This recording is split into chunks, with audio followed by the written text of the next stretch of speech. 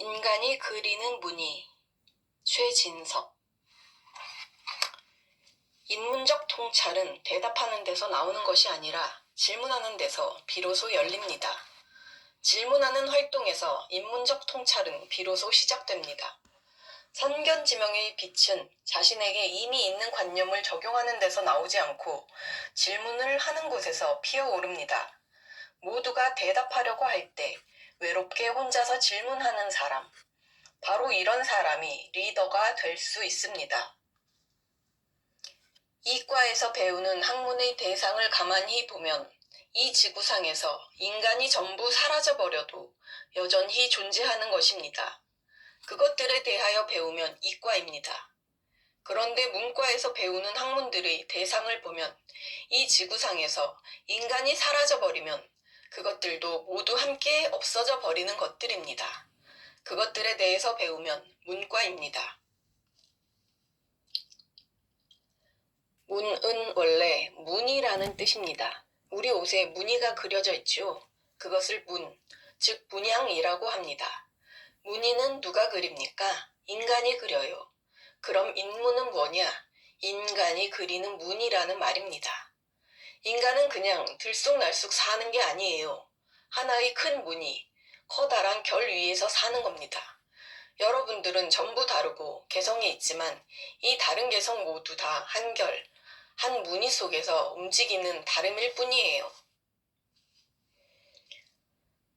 요즘 애들은 왜 언제나 하나같이 버릇이 없을까요? 그리고 버릇이란 게 대체 뭘까요? 가만히 생각해 보세요. 인류 역사상 버릇 있는 요즘 애들이 존재했던 적이 있을까요? 언제나 요즘 애들은 버릇이 없었던 것 같지 않아요? 제가 생각하건대 인류 역사상 버릇 있는 요즘 애들은 한 번도 있어 본 적이 없는 것 같아요. 사실 요즘 애들을 버릇이 없다고 비판하는 바로 그 사람도 사실은 얼마 전까지만 해도 버릇 없는 요즘 애들 가운데 한 명이었을 것임에 틀림이 없습니다. 사실 인류 역사는 버릇 없는 요즘 애들이 버릇 있는 어른으로 변해가는 과정입니다. 버릇이라는 게 뭡니까? 아이들이 자기도 모르게 딱 태어나서 보니까 자기가 만든 것도 아닌데 세상에는 버릇이라는 게 이미 있는 거예요. 버릇은 단독자로서의 나들이 집단으로서의 우리가 되도록 만들어진 장치가 아니겠습니까? 자기하고 잘 맞지 않을 것임이 더 분명하고 또 이미 정해져 있는 버릇이란 것을 집단이라는 우리의 갇히기 이전의 아이가 어찌 편안히 감당할 수 있겠어요? 당연히 그들과 잘 맞지 않을 겁니다. 그러니까 어떤 아이가 버릇이 없다는 것은 그 아이가 아직 우리가 아니라는 말이죠. 우리로 변하지 않았다는 것이죠. 아직 나라는 거예요. 그러니까 버릇이 없다는 말은 어른들끼리 만들어 놓은 어떤 틀 안에 그 아이들이 아직 들어가지 않았다는 얘기입니다. 이렇게 본다면 아이들한테 버릇이 없는 것은 아이들 잘못이 아니에요. 이건 아이들의 직업이에요. 아이들은 버릇이 없어야 해요. 왜냐? 그렇게 태어났으니까요. 아이들이 버릇을 만들었나요? 그 버릇이 제조되는 과정에 아이들은 한 번도 참여해 본 적이 없잖아요. 그리고 천둥벌거숭이인 나로 태어났어요. 그런데 사람들이 너 왜 아직 우리가 아니냐? 이렇게 이야기하지요. 그 아이들로 하여금 자신만의 혹은 자신들만의 새로운 버릇을 만들 수 있도록 기다려줘야 합니다. 우리가 행복하지 않은 이유는 자기가 없기 때문이에요. 행복이라는 것은 우리가 느끼는 겁니까? 내가 느끼는 겁니까? 행복을 느끼는 주체는 누구인가요? 나예요. 우리는 느낌을 함께하지는 못해요. 집단은 느낌을 가지고 있지 않습니다. 집단은 이성이 지배합니다. 비율과 계산이 지배하지요. 제가 앞에서 버릇이라고 이야기했듯이 우리를 지배하는 것은 우리의 욕망이 아니라 우리의 이념입니다. 이념은 원심력이 있습니다. 이념은 계속 높아지고 높아져요. 그러니까 순수를 지향해요. 선명성 경쟁은 여기서 나옵니다. 그래서 순교자적 경지까지 이르러야 합니다. 누가 더 순수한가? 누가 더 맹목적인가? 누가 더 철저한가? 이념은, 믿음은, 신념은 즉 믿음의 대상은 원심력을 갖고 있어요.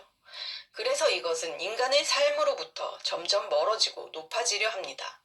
멀어지고 높아질수록 진짜 같이 보여요. 그래서 누가 더 저 먼 곳까지 도달하는가? 이것만 사명으로 남기 때문에 광신도가 나와요. 맹목적 수호자들이 나오죠. 그렇게 이념이 높아지면 높아질수록 자기하고는 거리가 멀어지죠. 자기의 구체적인 삶하고는 아주 먼 거리에 있을 수밖에 없어요. 진실하게 사랑하는 여인은 키스를 할 때 왜 눈을 질끈 감을까요? 그것은 상대를 보지 않음으로써 서로 하나라는 마음을 느끼고 전달하려는 뜻이 아닐까요?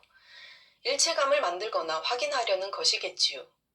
그럼 사랑하지 않는 여인은 왜 키스를 할 때 눈을 뜰까요? 그것은 당신과 나는 서로 구분되어 있습니다. 일체가 아닙니다. 라는 의사표시가 아닐까요?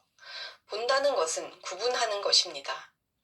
많은 사람 가운데 누구를 본다는 것은 그 사람을 다른 많은 사람들로부터 구분해내는 겁니다. 또는 그 사람 외에 다른 사람은 보지 않겠다는 것입니다. 여러 사람들 중에서 그 사람만 골라내는 것이기도 하죠.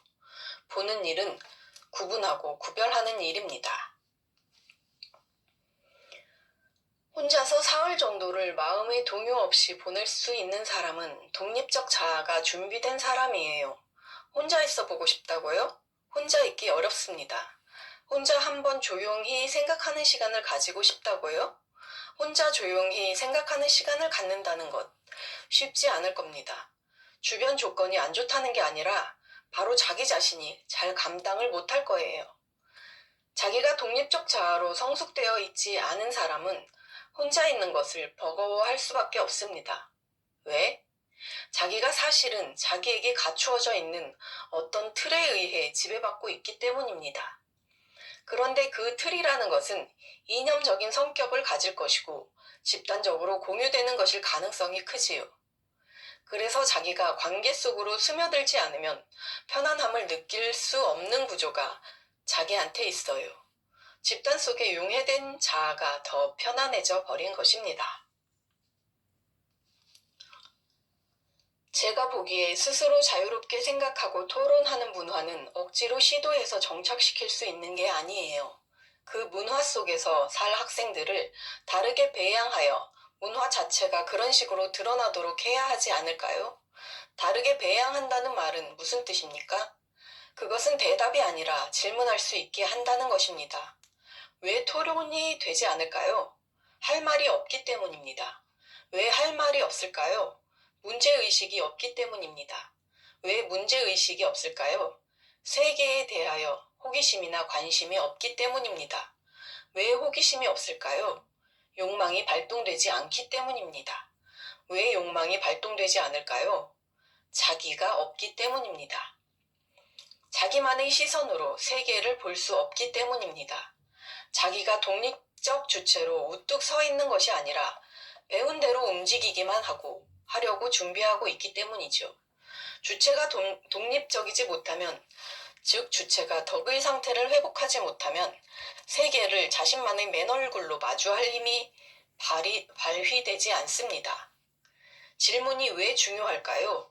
질문하는 능력은 단순히 대답과 질문 사이의 문제에 한정되지 않습니다. 질문하는 능력이 있는지 없는지 하는 것은 바로 독립적 주체를 회복했는지 못했는지 하는 문제와 곧장 연결됩니다.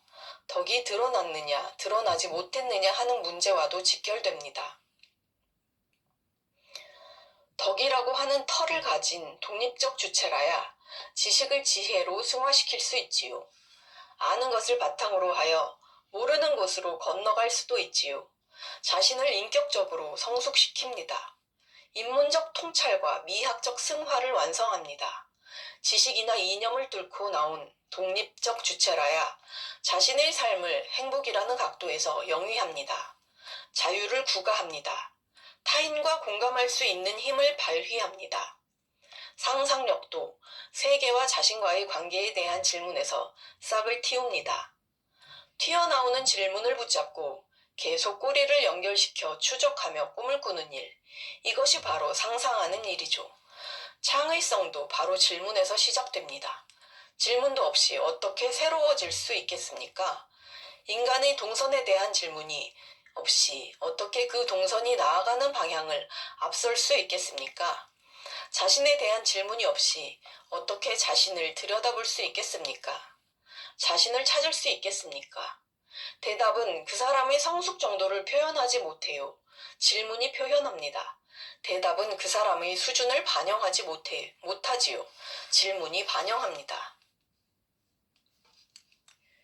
글자는 영혼이 세상에 직접 강림하기 어려워 머릿속에서 몇 번 점화한 후 팔뚝을 거쳐 팔목을 타고 흐르다가 하얀 종이 위에 떨어져 여러 가지 모양으로 옹고든 것입니다. 영혼의 세속화죠. 그래서 글을 쓴다는 것은 바로 자기 자신을 표현하는 일입니다. 몸속에만 머물기 버거운 영혼이 밖으로 뛰쳐나온 것, 그것이 바로 글이죠. 글은 솔직하게 써야 제대로 나옵니다. 진실하게 텅 빈 마음으로 자기를 드러나게 할 때라야 제대로 된 글이 나오죠. 그래서 힘이 잔뜩 들어간 대낮에는 글이 잘 되지 않아요. 술이나 생활에 지칠 정도로 부대끼고 나서 육신에 힘이 빠지고 온갖 것이 다 포기된 다음에라야 글이 잘 써지죠. 오로지 자기 자신만 고독하게 남은 새벽에 글이 잘 써지는 이유도 바로 여기에 있는 것 같습니다. 글을 읽으면서 독자는 글을 쓴 그 사람을 만납니다. 글 쓴 사람이 바로 자기 자신을 썼기 때문이지요. 글을 쓰면서 사람들은 자신과 대면합니다. 이 점이 중요해요. 글이 잘 써지지 않는 것은 자신이 자기에게 잘 드러나지 않는다는 것입니다. 글이 잘 써진다는 것은 오직 자신만이 등장하여 움직이고 있다는 뜻일 겁니다. 그래서 문체의 차이는 바로 인격의 차이를 드러냅니다. 글쓰기가 사라졌다는 것은 자신을 대면할 수 있는 훌륭한 장치 하나를 버렸다는 말과 같습니다.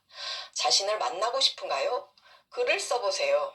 아직 스스로 글을 쓰는 것이 힘들다면 최소한 다른 사람의 글을 베끼는 연습이라도 하세요. 꿈을 이루고 싶은가요? 자신과 약속하세요.